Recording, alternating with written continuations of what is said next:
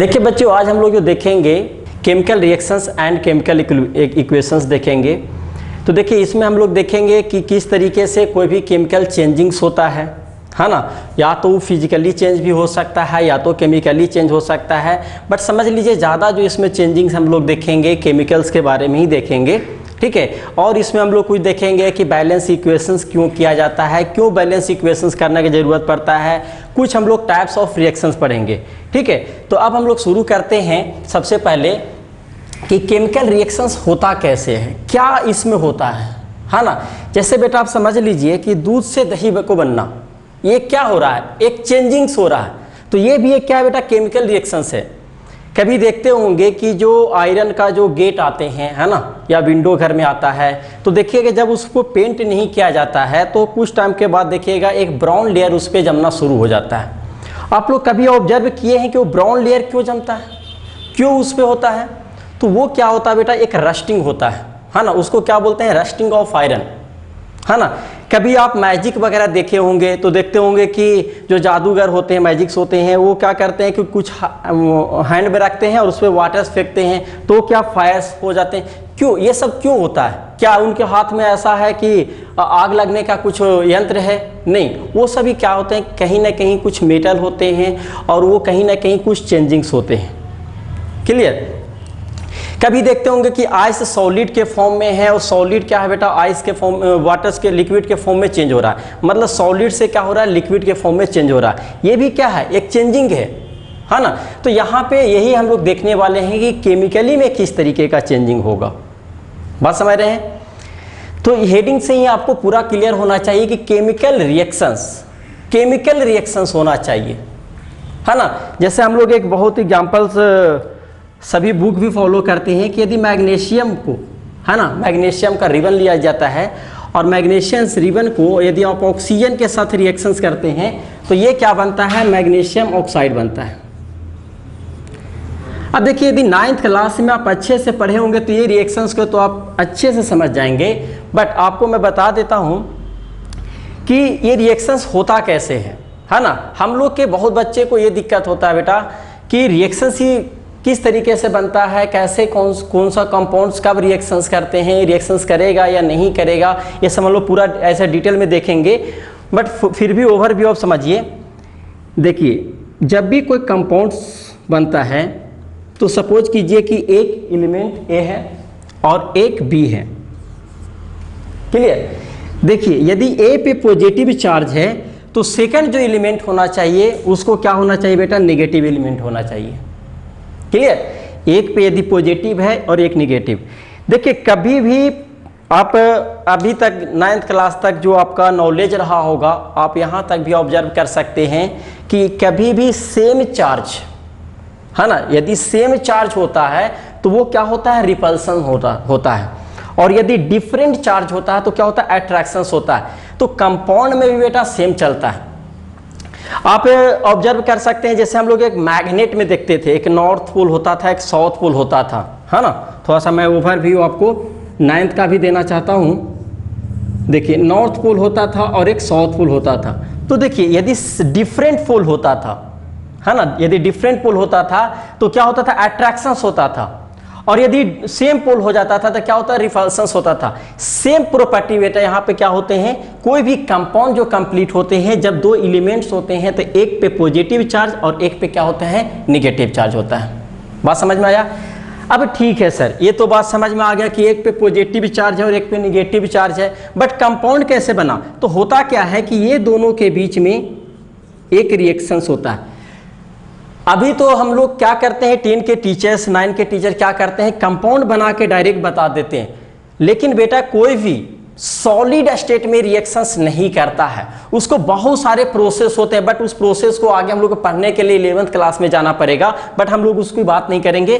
तो यहाँ पे क्या होता है, जैसे देखिए इस पे क्या है, निगेटिव चार्ज और इस पे क्या है, पॉजिटिव चार्ज। क्या कर दिए, यहाँ पे कंबाइंड कर दिए, साथ में लिख दिए। मतलब क्या बन गया, एक AB कंपाउंड बन गया। ठीक है। कुछ और बात हम लोग करते हैं, जैसे A हो गया और A पे सपोज कीजिए कि +2 चार्ज है ना, और B पे आपका -3 चार्ज है। देखिए यहाँ +2 चार्ज है और यहाँ पे क्या है बेटा -3 चार्ज है। तो क्या होता है जब कंपाउंड्स बनता है, देखिए यहाँ पे क्या था, दोनों में सेम चार्ज था, तो होता क्या है कि B का चार्ज A के बेस में आ जाता है ना। B का जो चार्ज पे पावर है, यहाँ पे क्या था 1 और यहाँ पे 1, तो ये आ गया, और A का जो चार्ज का जो पावर होते हैं वो B का बेस में आ जाते हैं। तो देखिए यहाँ से क्या हो जाएगा आपका, A पे चार्ज क्या है 2। सबसे पहले कंपाउंड आप लिख लीजिए। अब देखिए A पे चार्ज क्या है, होता है ऐसे क्रॉस मल्टीप्लिकेशन आप कह सकते हैं इस तरीके से, ये सिर्फ मैं समझाने के लिए आपको बता रहा हूँ। तो +2 A का चार्ज है तो कहाँ चला जाएगा, B का बेस में चला जाएगा, ठीक है। B पे कितना चार्ज है 3, वो कहाँ चला जाएगा A।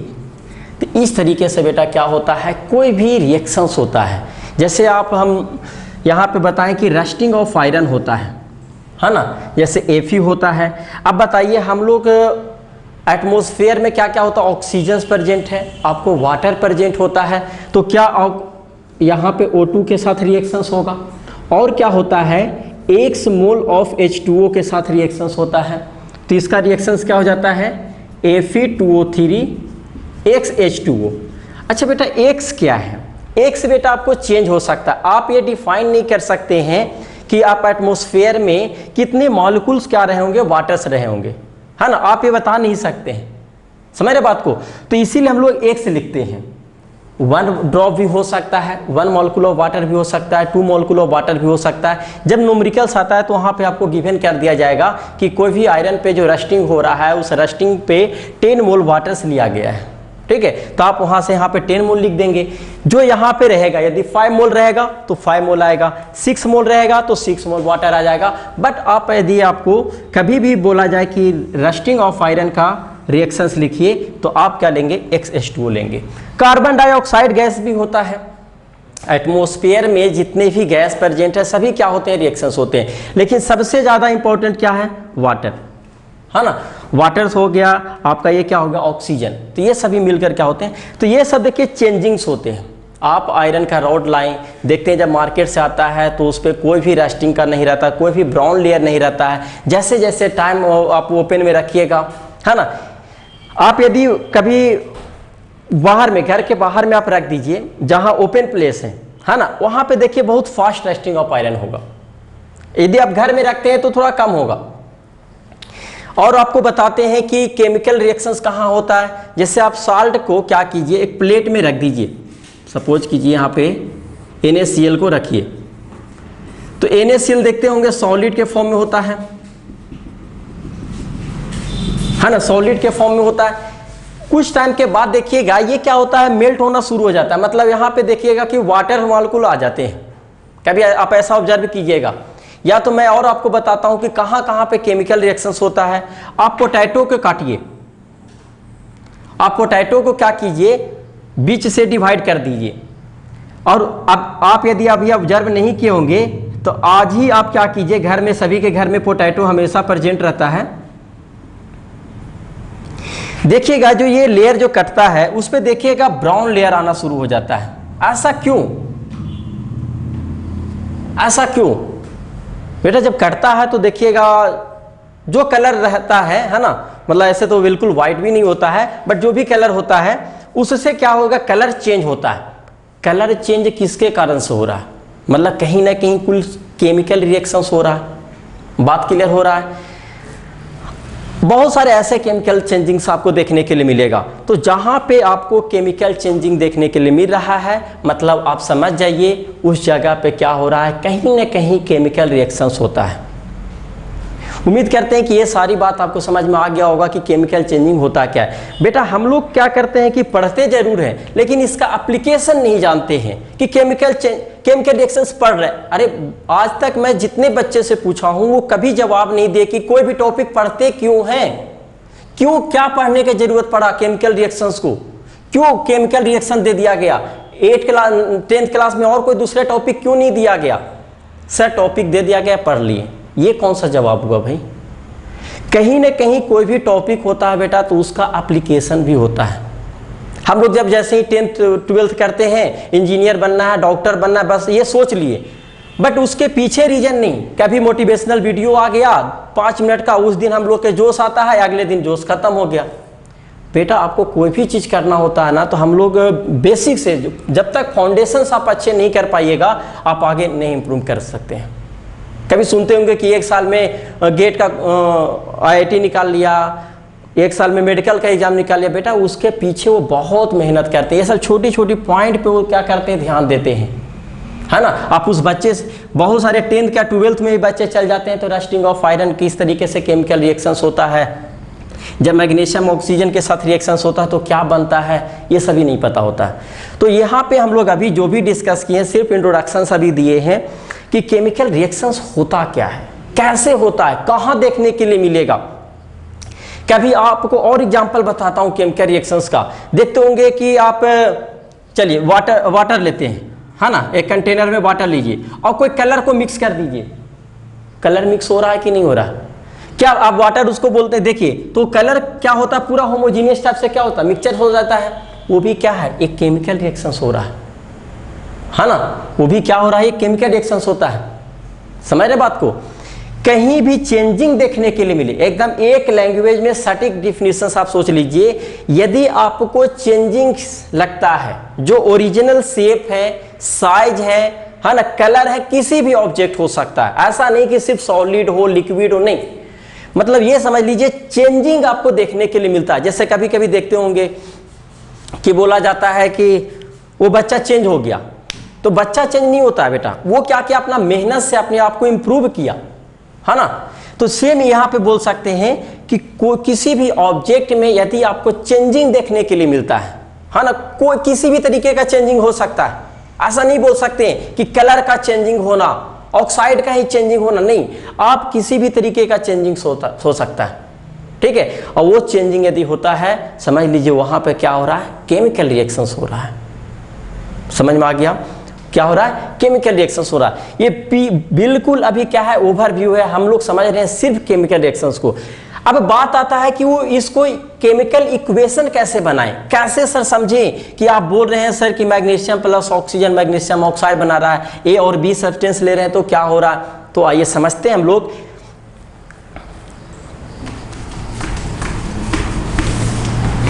अब यहां से जो बेसिक आपको जो इनिशियली स्टार्ट होगा, देखिए कोई भी रिएक्शंस होता है तो उसमें क्या होता है, एक रिएक्टेंट होता है, एक प्रोडक्ट होता है। जो ओरिजिनल शेप था और उसमें जो चेंजिंग होकर जो बना, वो क्या होता है, प्रोडक्ट, और जिससे बन रहा है वो क्या हो गया, रिएक्टेंट। देखिए मैं एक एग्जांपल लेता हूं कि ए से आपको बी प्रोडक्ट बन रहा है। ये बी कुछ भी हो सकता है, ए कुछ भी हो सकता है, क्लियर। तो ए को क्या बोलते हैं, रिएक्टेंट, और बी को बोलते हैं बेटा प्रोडक्ट, ठीक है। ए को क्या बोलेंगे, रिएक्टेंट, और बी को क्या बोलेंगे, प्रोडक्ट। और ये दोनों जब भी रिएक्शंस लिखा जाता है तो इसके बीच में एक किया जाता है, एरो साइन यूज किया जाता है। क्या यूज किया जाता है, एरो साइन। इसका मतलब ये हो रहा है कि रिएक्टेंट से प्रोडक्ट बन रहा है, रिएक्टेंट से क्या हो रहा है, प्रोडक्ट के फॉर्म में चेंज हो रहा है, ठीक है। हम लोग आगे रिवर्स भी देखेंगे, बट 10th क्लास तक नहीं है। एक आध इक्वेशंस आपको देखने के लिए आएगा तो बता देंगे कि दोनों रिवर्स होता है। जब रिवर्स होता है तो किस तरीके से होता है, उसको इस तरीके से शो किया जाता है। इसका मतलब है रिएक्टेंट से क्या बनता है, प्रोडक्ट बनता है, और प्रोडक्टेंट से क्या बनता है, रिएक्टेंट भी बन सकता है। तो कुछ ऐसे हम लोग 10th क्लास में रिएक्शन देखेंगे, बट सबसे ज़्यादा जो मैक्सिमम आपको जो एरो देखने के लिए मिलेगा, ये मिलेगा। तो इस सभी बात को समझिएगा, ये सब 9th क्लास में बता दिया जाता है कि रिएक्टेंट से प्रोडक्ट। इसका मतलब है बेटा आप समझ लीजिए कि ये आपका 100 ml रिएक्टेंट है, कुछ 100 ml रिएक्टेंट है। तो जब प्रोडक्ट बन रहा होगा, जब क्या बन रहा होगा, प्रोडक्ट, तो ये क्या होगा, डिकम्पोज होगा। डिकम्पोज मतलब क्या होना, ब्रेक होना होता है, ठीक है। ये क्या हो रहा होगा, डिकम्पोज। अब सपोज कीजिए कि 100 ml में 20 ml क्या हो गया, डिकम्पोज हो गया, तो प्रोडक्ट कितना ml बनेगा, 20 ml ही बनेगा। और यहाँ पे बचा हुआ रिएक्टेंट कितना रह जाएगा, 80 ml बचा रह जाएगा। जैसे आपको घर में मम्मी पापा यदि 100 रुपीज़ दे दिए और बोला जाए कि आपको 20 रुपीज़ का कोई भी एक नोटबुक खरीद के लाना है, तो बताइए आप जो खरीद कर ला रहे हैं ना, आप 100 रुपये आपके पास क्या हो गया, रिएक्टेंट हो गया। आप जो 20 रुपये के जो नोटबुक लाए हैं वो क्या हो गया, प्रोडक्ट हो गया। आपके पास बचा हुआ रिएक्टेंट कितना हो गया, 80 ml। समझ रहे बात को। तो ये होता क्या, इसका मतलब डिकम्पोज, ब्रेक होना, है ना। 100 ml में से क्या हो गया, 20 ml क्या हो गया, ब्रेक होता है। कभी कभी ऐसा क्वेश्चन भी दिया जा सकता है, जैसे यहां पे क्वेश्चन भी करते हैं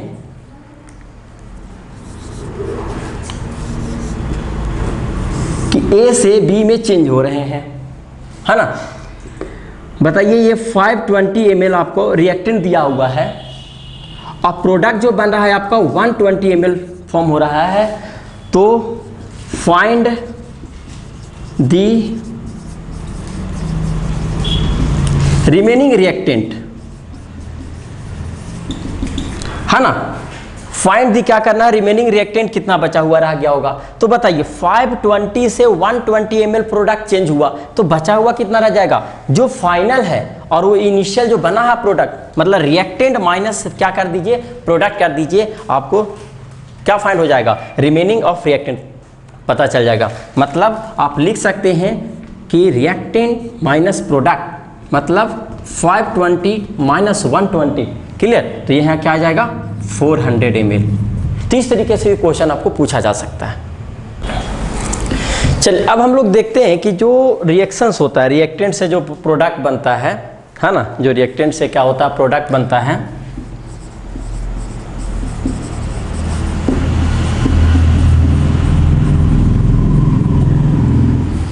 क्लियर। देखिए एक एग्जांपल देते हैं, अभी एग्जांपल इसके पहले भी लिए थे कि जब से मैग्नीशियम को आप यदि ऑक्सीजन से रिएक्शंस करते हैं तो देखिए ये क्या होता है, मैग्नीशियम ऑक्साइड में बेटा क्या होता है, चेंज हो जाता है ना।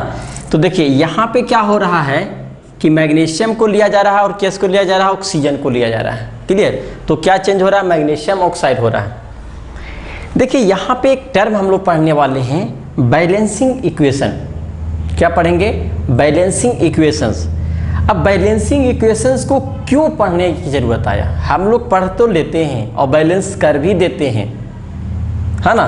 क्यों ऐसा हम लोग को ज़रूरत पड़ा कि हम लोग के इक्वेशंस को बैलेंस करना पड़ेगा।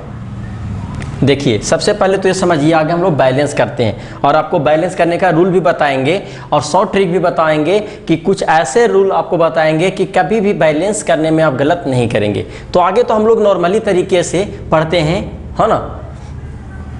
जैसे देखिए मैग्नीशियम यहाँ पे कितना है, 1। ये होता है लेफ्ट हैंड साइड, रिएक्टेंट जो होता है लेफ्ट हैंड साइड, और ये क्या होता है, राइट हैंड साइड, है ना। LHS and RHS।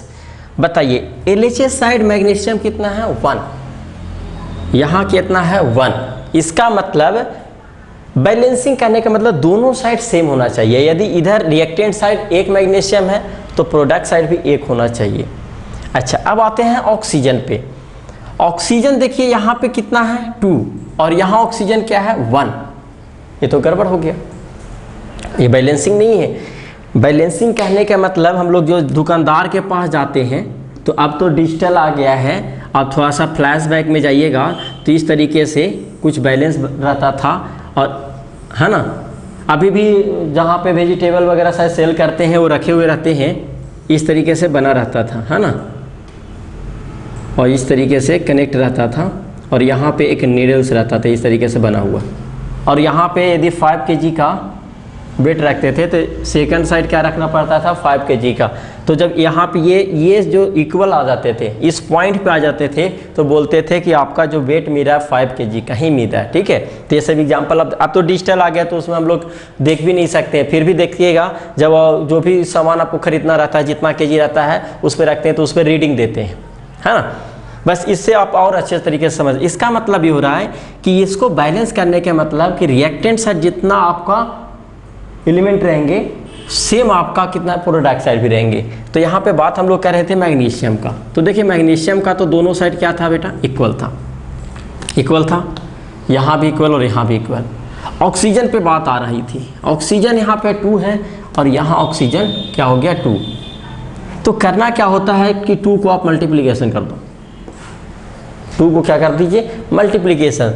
तो देखिए अब क्या हो गया, 2 मैग्नीशियम हो गया, ऑक्सीजन यहाँ पे बैलेंस हो गया, लेकिन अनबैलेंस कौन हो गया, मैग्नीशियम हो गया। तो यहाँ पे क्या कीजिए, 2 को माइनस कर दीजिए, है ना। अब देखिए पूरे बैलेंस रहेंगे। Reactant side 2 magnesium, product side 2 magnesium, reactant side 2 oxygen, product side 2 oxygen. इसका मतलब है कि LHS is equal to RHS हो गया, है ना। इसका मतलब है कि यहाँ पे रिएक्टेंट इज इक्वल टू क्या बोल सकते हैं, प्रोडक्ट बोल सकते हैं। कब बोलेंगे, जब ये पूरा ये 100% रहा होगा रिएक्टेंट और पूरा चेंज हो गया होगा प्रोडक्ट में। अच्छा आगे समझिए, ये reactant is equal to product, इसको तो हम लोग ज़्यादा फॉलो नहीं करेंगे, बट ऐसा क्यों, LHS is equal to RHS होता है बेटा। तो यहाँ पे आप 9th क्लास में एक टॉपिक पढ़े होंगे, डाल्टन्स लॉ में पढ़ाया गया था कि law of conservation of mass होता है। क्या होता है, law of conservation of mass. इसका मतलब क्या हो गया कि जो रिएक्टेंट साइड होगा उतना ही मास क्या होगा, प्रोडक्ट साइड होगा। यदि मैं बोल दूं कि रिएक्टेंट साइड 10 kg है तो प्रोडक्ट साइड भी क्या होगा, सेम होगा।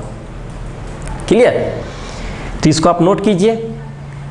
तो ये क्या होता है, हम लोग को बैलेंस करने की जरूरत क्यों होता है, क्योंकि law of conservation of mass होना चाहिए, मतलब बोथ साइड क्या होना चाहिए, इक्वल होना चाहिए। इसीलिए हम लोग क्या करते हैं, बैलेंसिंग करते हैं। बस समझ में आ रहा है, बैलेंसिंग क्यों करने की जरूरत पड़ा, law of conservation of mass, मतलब रिएक्टेंट साइड जो मास होगा सेम क्या होना चाहिए, प्रोडक्ट साइड मास होना चाहिए। क्लियर, आप इसको लिखिए। अब हम लोग देखते हैं कि बैलेंसिंग जो करेंगे, है ना, या तो एक क्वेश्चन सबसे पहले देख लेते हैं कि लॉ ऑफ कंजर्वेशन मास पे किस तरीके से क्वेश्चन आएगा। चलिए हम लोग इसी क्वेश्चन को उठाते हैं, मैग्नीशियम को ही लेते हैं।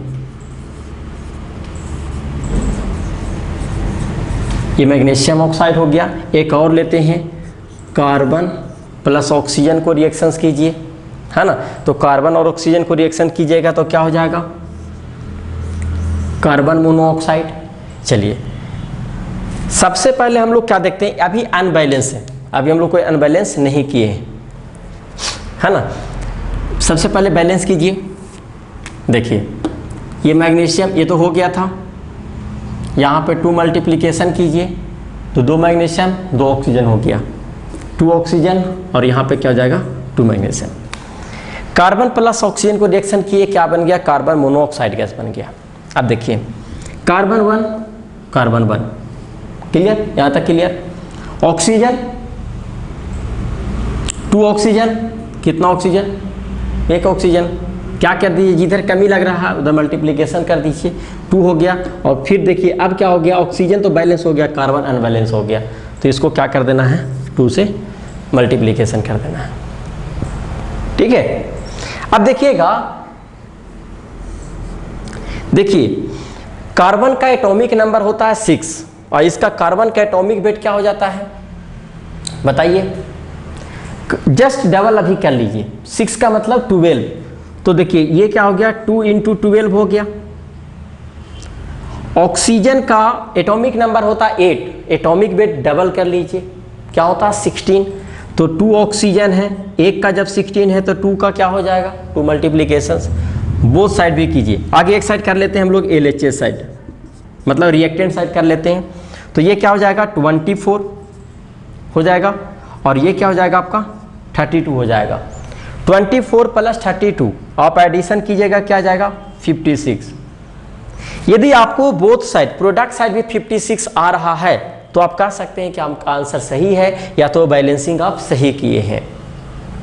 आइए चेक करते हैं हम लोग RHS साइड, आप इसको नोट कीजिए। देखिए 2 है, कार्बन का atomic number 6, atomic weight 12, oxygen का atomic number 8, atomic weight 16, 12 plus 16,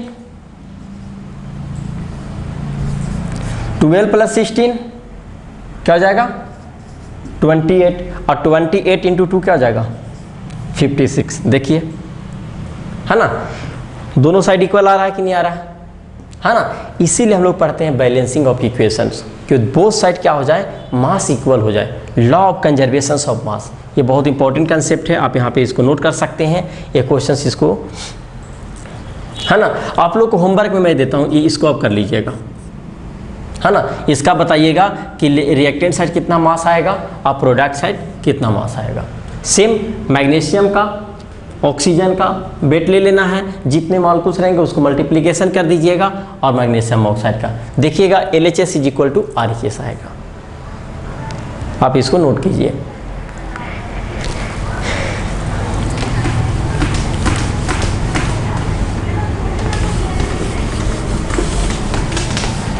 देखिए यहाँ पे हम लोग बैलेंसिंग ऑफ इक्वेशन दो टाइप से पढ़ेंगे, आपको दो तरीके से बताएंगे।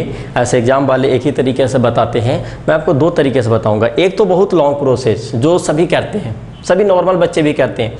एक मैं थोड़ा सा डिफरेंट बताऊंगा, वो मतलब मैं तो कह सकता हूँ अगर वो आप कर लिए, जो सेकंड बताऊंगा। अभी फर्स्ट में तो जो नॉर्मल ट्रेंड चलता है, एग्जाम भी, टीचर भी फॉलो करते हैं, बुक भी जो फॉलो करते हैं, मैं सबसे पहले उसको बताऊँगा, है ना। तो हेडिंग दीजिएगा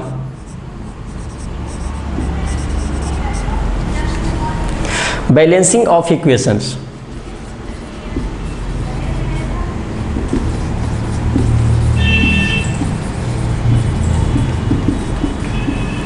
है ना, क्या हो जाएगा balancing of equation.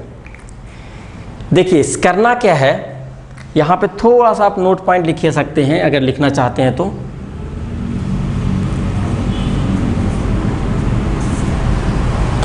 Note point में ये लिखना है, सबसे पहले आपको करना क्या है, मेटल को बैलेंस करना है। फर्स्ट पॉइंट में मतलब आपको सोचना है। देखिए ये सब तो ऐसे लिखने के लिए लिखा रह जाएगा, सबसे पहले मेटल को आप सोचिए। मेटल में क्या क्या आ सकता है, जैसे जिंक हो गया, कॉपर हो गया, है ना, सोडियम हो गया, मैग्नीशियम हो गया, ये सब सभी मतलब मेटल। जब मेटल बैलेंस हो जाता है तो उसके बाद आप नॉन मेटल को बैलेंस कीजिए। नॉन मेटल में क्या आ जाएगा, कार्बन आ जाएगा, सल्फर आ जाएगा, नाइट्रोजन आ जाएगा, ऑक्सीजन आ जाएगा। अगर मेटल बैलेंस हो गया तो उसके बाद नॉन मेटल को बैलेंस कीजिए। थर्ड में आप सोचिए कि ऑक्सीजन, है ना, इसको ऑक्सीजन को हम लोग अलग से लिख लेते हैं। नॉन मेटल में कार्बन, सल्फर और हम लोग का क्लोरीन, ये सबको कर सकते हैं। थर्ड में आप देखिए क्या करना है कि आपको ऑक्सीजन बैलेंस करना है। सोचना, ये एक दो क्वेश्चन हम लोग सोचेंगे तो ये सब रूल आप लोगों को काट के फेंक दीजिए, कोई दिक्कत नहीं है, बट सोचिएगा इस तरीके से, तो आपका जो बैलेंसिंग होगा सही तरीके से होगा। अच्छा, थर्ड में सोचना है ऑक्सीजन। लास्ट में आप सोचिएगा कि हाइड्रोजन्स को बैलेंस करने के लिए, लास्ट में क्या सोचना है, हाइड्रोजन्स को बैलेंस करने के लिए। तो चलिए हम लोग फर्स्ट रिएक्शंस, जैसे अभी हम लोग कार्बन और ऑक्सीजन का एग्जाम्पल लिए थे और कार्बन मोनोऑक्साइड का लिए थे कि नहीं। अब बताइए, मेटल है, इसमें कोई मेटल नहीं है, चलो मेटल पे बात ही नहीं कर रहे, मेटल नहीं है, कोई दिक्कत नहीं। क्या है, नॉन मेटल है, नॉन मेटल है। सबसे पहले नॉन मेटल को बैलेंस कीजना है। कार्बन कितना 1, यहाँ पे भी 1 बैलेंस है। नॉन मेटल हो गया किस पे, ऑक्सीजन पे। ऑक्सीजन कितना 2, यहाँ कितना 1, क्या कर दीजिए 2 मल्टीप्लिकेशंस। अच्छा, बच्चे कभी कभी ऐसे भी कर देते हैं, ये रॉन्ग प्रोसेस है बेटा, यहाँ नहीं करना है। आप मल्टीप्लिकेशन कर सकते हैं, है ना, उसके आगे जो 2 होगा तो 2, 3 होगा तो 3 कर सकते हैं, बट ये नहीं, ये रॉन्ग प्रोसेस है, यहाँ पे 2 लगाना, ठीक है। अब देखिए फिर से चेक कीजिए, ऑक्सीजन बैलेंस हो गया, कार्बन अनबैलेंस हो गया, तो कितने कार्बन है, 2 कार्बन, यहाँ पे 2 कर दो, समझ में आ गया। और हम लोग एग्जाम्पल करते हैं, चलिए देखिए हम लोग सेकंड देखते हैं, ठीक है। जैसे आप Fe का रिएक्शंस, है ना, आप यदि वाटर के साथ करते हैं तो ये क्या बन जाएगा, Fe2O3 प्लस आपको हाइड्रोजन गैस रिमूव होगा, है ना। तो देखिए बैलेंस करने के लिए आपको क्या बताया गया है, सबसे पहले आप मेटल को देखिए। तो Fe क्या है बेटा आपका मेटल, तो देखिए LHS साइड कितने हैं 1 और यहाँ कितना है 2, क्या कीजिए 2, मेटल और है नहीं है, मेटल खत्म, फिर नॉन मेटल पे आते हैं। नॉन मेटल में क्या है आपका, नहीं है, नॉन मेटल भी नहीं है ना। ऑक्सीजन, देखिए नॉन मेटल में ऑक्सीजन भी आता है, बट ऑक्सीजन को हम लोग एक अलग से सेपरेट किए हैं। देखिए अब ऑक्सीजन को करना है, तो देखिए ये ऑक्सीजन LHA साइड कितना है 1, RHA साइड कितना है 3। आप क्या कीजिए, यहां 3 से मल्टीप्लीकेशन, तो देखिए क्या हो जाएगा 3 ऑक्सीजन हो जाएगा, यहां पे भी 3 ऑक्सीजन।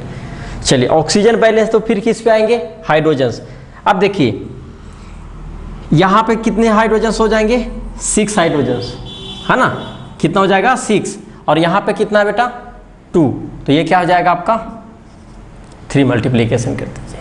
ठीक है, अब चेक कर लीजिए 2Fe Fe2, 6H2O, sorry O2 नहीं 6H2, 6H2, 3 oxygen, 3 oxygen. Clear. तो ये रूल्स मतलब ऐसे बताएं कि सबसे पहले आप मेटल को बैलेंस कीजिए, फिर नॉन मेटल को कीजिए, और नॉन मेटल में भी सिर्फ ऑक्सीजन को अलग से देखिए, और जब नॉन मेटल हो जाएगा फिर अगेन हाइड्रोजन्स को सबसे लास्ट में क्या कीजिए। जैसे और कुछ रिएक्शंस देखते हैं,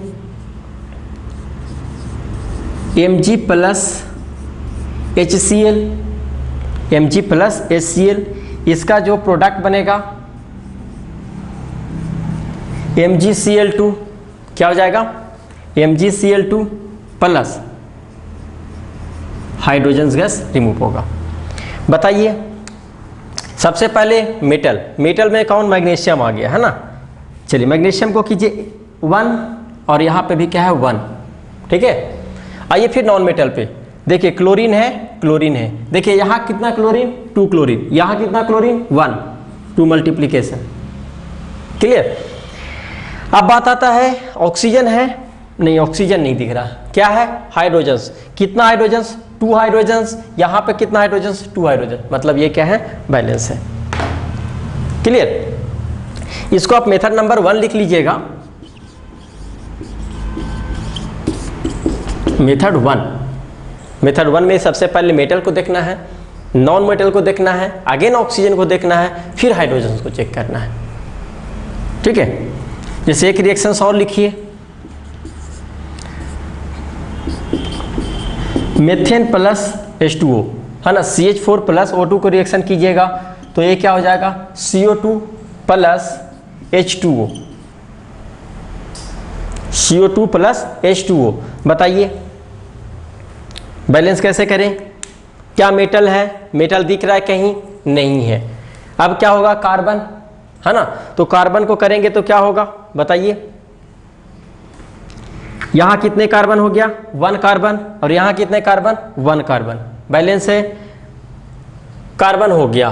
कार्बन के बाद किसको करने का, यहां से एकदम देखने का, ऑक्सीजन को चेक कीजिए, कितना ऑक्सीजन 2 ऑक्सीजन, यहां पे कितना ऑक्सीजन है देख लीजिए, देखिए 2 ऑक्सीजन यहां हो गया, और ए क्या हो गया, एक 3 ऑक्सीजन हो गया, मतलब इधर आपका क्या है 3 ऑक्सीजन से। तो देखिए आप दो तरीके से कर सकते हैं, या तो आप इसको लिख सकते हैं 3/2। 3/2 कहने के मतलब क्या हो गया बेटा, कि जैसे आप ऐसे पढ़े होंगे कि 2 लिखा हुआ है और 3 लाना है तो 3/2 भी लिख सकते हैं, समझिए बात को, है ना। जैसे 2 है और 2 को बनाना है आपको 3, तो क्या 3/2 करेंगे तो 2 क्या हो जाएगा कैंसल, बचेगा क्या 3। तो हम लोग बैलेंसिंग में भी क्या कर सकते हैं 3/2 लिख सकते हैं। क्लियर। अब देखिए तो ये CH4 हो गया, सॉरी ये कार्बन 1 हो गया, कार्बन बैलेंस, ऑक्सीजन क्या हो गया, यहाँ पे 3 ऑक्सीजन हो गया, और यहाँ पे भी क्या हो गया 2 ऑक्सीजन और 1 ऑक्सीजन, 3 ऑक्सीजन हो गया। क्लियर। ऑक्सीजन बैलेंस के बाद क्या देखेंगे हाइड्रोजन्स कौन कीजिए 4 हाइड्रोजन्स LHA साइड, और यहाँ पे कितना है देखिए, यहां 4 है और यहां क्या है 2 है, तो क्या करने का, जहां कमी लग रहा है उस साइड क्या कर दीजिए आप मल्टीप्लिकेशन कर दीजिए। अब क्या हो गया ये 4 हाइड्रोजन्स हो गया। अब देखिए कुछ चेंजिंग यहां पे हो गया, चेंजिंग क्या हो जाएगा, आप ऑक्सीजन काउंट कीजिए, आप ऑक्सीजन हो जाएगा यहाँ पे 2 और यहाँ पे क्या हो जाएगा 2, तो ऑक्सीजन हो जाएगा 2 तो आप देखिए क्या कीजिए, 2 मल्टीप्लिकेशन कर दीजिएगा, आप सभी को काउंट कर लीजिए। Carbon 1, carbon 1, hydrogen 4, hydrogen 4, clear, oxygen 4, तो देखिए 2 ऑक्सीजन यहाँ और 2 ऑक्सीजन यहाँ, 4 हो गया। ठीक है, तो ये फर्स्ट मेथड में आपको इस तरीके से आपको क्या करना है कि आपको बैलेंसिंग करना है किसी भी इक्वेशंस को। कभी भी बेटा कोई भी पूछता है कि बैलेंसिंग करने का जरूरत क्यों पड़ता है, क्योंकि बेटा law of conservation of mass follow करते हैं, मतलब रिएक्टेंट साइड जो मास होगा सेम क्या हो जाएगा, मास प्रोडक्ट साइड होगा। आप यदि बैलेंस नहीं करेंगे और मास को आप कैलकुलेट कीजिएगा, आपको इक्वल नहीं आएगा। चलिए अब हम लोग देखते हैं सेकंड मेथड, ठीक है, बैलेंसिंग का। तो देखिए फॉर एग्जांपल आपको लेते हैं एक C4H10 प्लस O2, ये बन जाएगा आपको CO2 प्लस H2O, है ना। ये आपका क्या हो गया, रिएक्शंस हो गया। करना क्या है, आप इसको A एज्यूम कर लीजिए, इसको B एज्यूम कर लीजिए, इसको C एज्यूम कीजिए और इसको क्या कर लीजिए, D एज्यूम कर लीजिए। ये फर्स्ट स्टेप, स्टेप नंबर 1 में ये सोचना आपको कि सभी को A B C आप लिख दीजिए। अब देखिए इसमें है क्या क्या, कार्बन है, ऑक्सीजन है और क्या है आपका, हाइड्रोजन है, ये 3 है। तो देखिए रिएक्टेंट साइड देखते हैं, क्या बताया गया था law of conservation of mass में कि जो आपको रिएक्टेंट साइड होगा सेम आपका क्या होगा, प्रोडक्ट साइड होगा। तो देखिए यदि मैं कार्बन की बात करूं, यदि मैं कार्बन की बात करूं तो यहां पे कार्बन कितना हो गया आपको बताइए, 4A है, रिएक्टेंट साइड कितने कार्बन है, 4A है, प्रोडक्ट साइड कितने हैं, सिर्फ C है, यहाँ पे 1 है, इसका मतलब क्या हो गया C। ये C एज्यूम किया गया, भी यहाँ पे थोड़ा कंफ्यूजन नहीं होना है, ये C जो एज्यूम किया गया है और ये C कार्बन है, ये A B C है और ये C कार्बन का यूज किया जा रहा है। तो देखिए यहाँ पे A मल्टीप्लीकेशन किया तो 4A हो गया और यहाँ पे एक कार्बन था तो C हो गया। अच्छा अब हम लोग ऑक्सीजन की बात करते हैं, तो देखिए यहाँ पे ऑक्सीजन कितना है, 2B, है ना, B 2B, ये रिएक्टेंट साइड हो गया।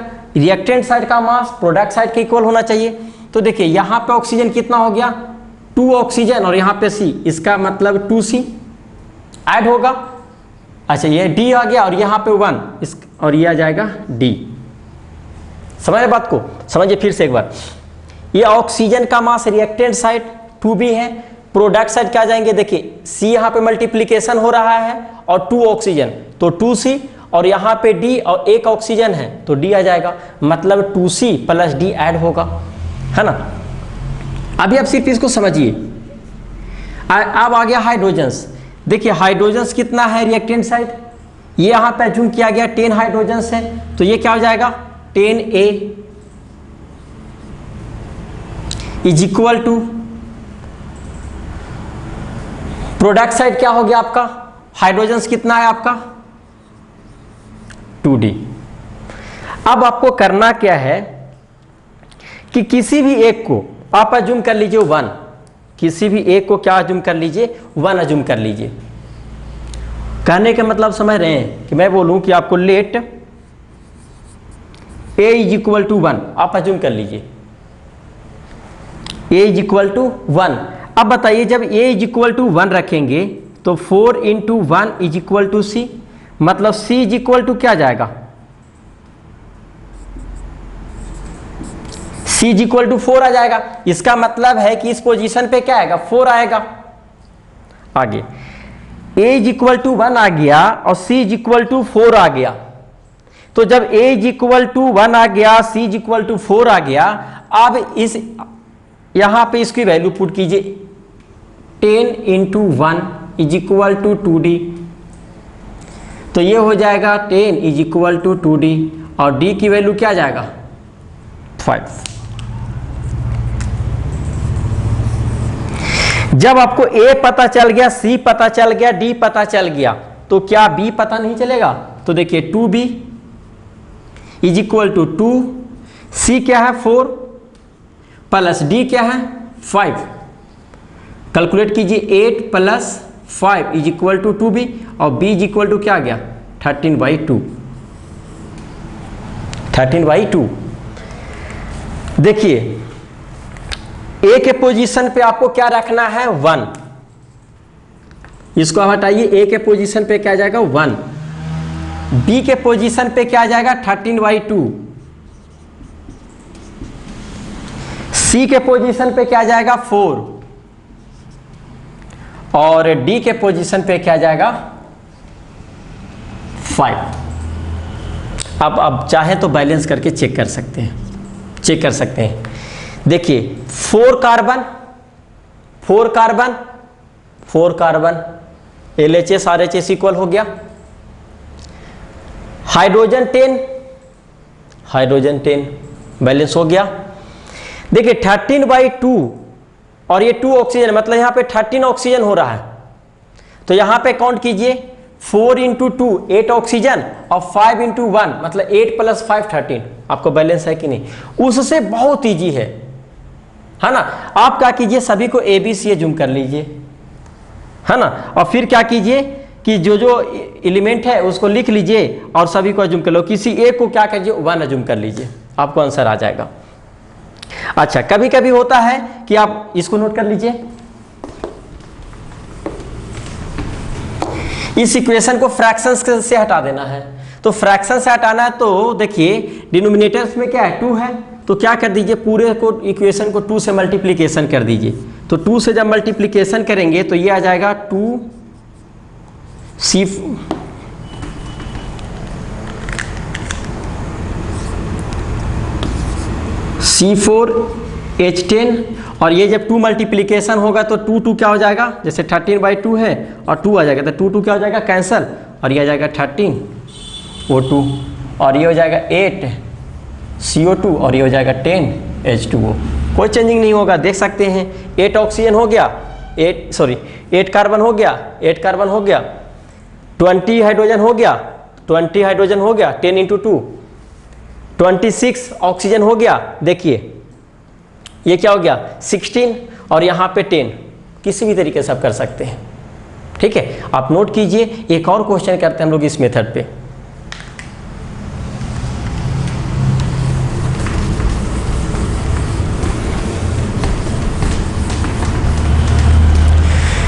जैसे कुछ क्वेश्चन इस तरीके से है कि अमोनिया को लिया जा रहा है NH3 को, है ना, अमोनिया का रिएक्शंस आप कीजिए O2 के साथ, तो जब O2 के साथ कीजिएगा तो क्या बनेगा आपको NO बन जाएगा और बनेगा प्रोडक्ट आपको H2O आ जाएगा। क्या प्रोडक्ट आ जाएगा H2O।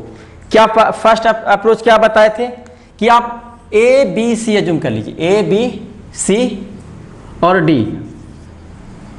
ABCD एज्यूम कर लिए।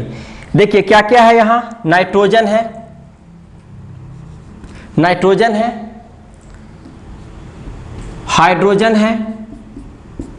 नाइट्रोजन है हाइड्रोजन से, और ये और क्या है आपका ऑक्सीजन है, और कुछ है क्या, कुछ नहीं है। देखिए यहां पे नाइट्रोजन क्या हो जाएगा बताइए, ए आ जाएगा। प्रोडक्ट साइड नाइट्रोजन क्या है तो A = C हो जाएगा। हाइड्रोजन की मैं बात करता हूं तो यहाँ पे 3 और A मल्टीप्लीकेशन हो जाएगा तो 3A हो जाएगा = RHS साइड देखिए 2D। ऑक्सीजन 2 ऑक्सीजन B, तो ये क्या आ जाएगा बेटा 2B, और इधर ऑक्सीजन है नहीं है = प्रोडक्ट साइड देखिए C यहाँ पे है और यहाँ पे एक ऑक्सीजन है तो एक C आ जाएगा, यहाँ D और यहाँ पे 1 है तो ये क्या आ जाएगा CD आ जाएगा। करना क्या है, लेट किसी एक को आप 1 अज्यूम कर लीजिए, ऐसा नहीं कि एक को अज्यूम कर लीजिए, बस स्टार्टिंग में आता है इसलिए हम लोग A अज्यूम कर लेते हैं। तो A = क्या हो गया 1, जैसे ही A = 1 करेंगे तो C की वैल्यू क्या आ जाएगा 1 आ जाएगा। क्लियर हो गया। अब देखिए जब A के पोजीशंस पे आप यदि 1 रखेंगे, A के पोजीशन पे 1 रखिएगा तो 2D, तो यहाँ से D = क्या आ जाएगा 3/2। A आ गया, C आ गया, D आ गया, क्या B नहीं आएगा, तो 2B = C के पोजीशन पे 1 रखना है, D के पोजीशन पे 3/2 पुट करना है। 1 + 3/2 यहां एलसीएम लीजिएगा 2, तो ये हो जाएगा 2 + 3, तो आंसर यहां पे 5/2 आएगा। अच्छा, तो 2b = क्या आ गया, 5/2 आ गया, मतलब b = क्या आ गया, 5/4। समझ में आया कि नहीं? समझिए एक बार और फिर से। ए बी सी आप अज्यूम कर लीजिए। देखिए रिएक्टेंट साइड नाइट्रोजन कितने हैं, यहाँ पे 1 था तो 1 ए में मल्टीप्लीकेशन किए तो ए आया। प्रोडक्ट साइड भी क्या था, 1 नाइट्रोजन था तो 1 × C किए तो C आया, A = C हो गया। हाइड्रोजन यहाँ पे 3A था बेटा, इधर क्या था 2D था, 2D किए। ऑक्सीजन यहाँ पे 2B था और इधर ऑक्सीजन क्या था 1C और 1D। किसी एक को अज्यूम कर लीजिए, लेट A = 1 और पुट कीजिए। आप जो जो वैल्यू आया है आप उसको पुट कर लीजिए और आप मिला के देख लीजिए आपका इक्वेशन क्या रहेगा, बैलेंस रहेगा। तो देखिए A = क्या आ जाएगा 1, B = क्या आपको आ गया 5/4, ये क्या आ जाएगा 5/4 हो जाएगा। C क्या आ गया 1, अच्छा D क्या हो जाएगा 3/2, ये आ गया। चलिए इसको नोट कर लीजिए, आप चेक कर सकते हैं आप। अच्छा, चाहते हैं इस फ्रैक्शंस को हटाने के लिए, इस फ्रैक्शंस को हटाने के लिए चाहते हैं, बताइए 4 से क्या कीजिए, मल्टीप्लिकेशन आप कर दीजिए। जैसे ही 4 से मल्टीप्लिकेशन आप कीजिएगा तो ये क्या बन जाएगा 4NH3 plus 4 × 5/4 O2 4NO plus 4 3/2 H2O। देखिए ये कैंसिल हो जाएगा, 4 कैंसिल होगा तो क्या बचेगा, एक स्टेप और लिख देते हैं, NH3 plus 5 O2 4NO, clear, plus यहाँ से 2 से कैंसिल कीजिएगा तो 2, तो क्या जाएगा 6H2O। आप मिला के देख लीजिए, 4 nitrogen 4 nitrogens, 12 hydrogen 12 hydrogen, clear, 10 oxygen. तो देखिए 4 ऑक्सीजन यहाँ और 6 ऑक्सीजन यहाँ, तो 4 + 6 क्या होता है 10, तो ये इक्वेशन क्या हो गया बैलेंस। तो आप सेकंड अप्रोच को यूज कीजिए। बैलेंस अगर किसी भी रिएक्शंस को करना है तो आप सेकंड मेथड को आप अप्रोच कीजिएगा तो कभी आपको गलत नहीं होगा। तो इस लेक्चर्स को हम लोग यहीं पे रोकते हैं। आगे हम लोग जो देखेंगे इसमें टाइप्स ऑफ केमिकल रिएक्शन देखेंगे, जिसमें हम लोग पढ़ेंगे combinations reaction, decompositions reactions, different type के हम लोग रिएक्शन देखेंगे। ठीक है, थैंक यू।